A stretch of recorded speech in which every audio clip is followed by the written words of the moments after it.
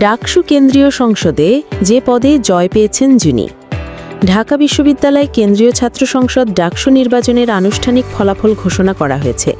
12 সম্পাদকীয় পদের মধ্যে 9টিতে ছাত্র শিবির জয় পেয়েছে। বুধবার 10 সেপ্টেম্বর সকাল 8টায় আনুষ্ঠানিক এ ফলাফল ঘোষণা করেন প্রধান নির্বাচনী কর্মকর্তা অধ্যাপক ডক্টর জসিমউদ্দিন ও সংশ্লিষ্টরা। ভিপি, জিএস, এজিএস সহ পদগুলোতে কে কোন পদে জয়ী হয়েছে জেনে নেওয়া যাক।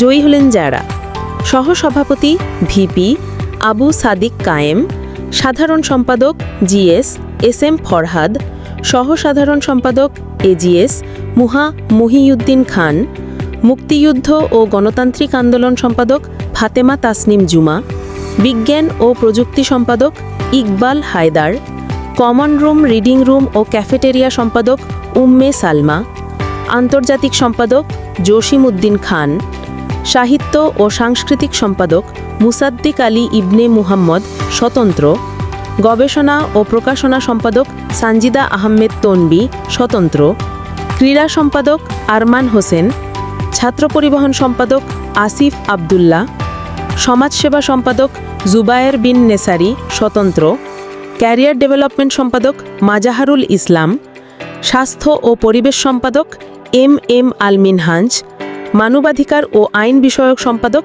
মোহাম্মদ জাকারিয়া।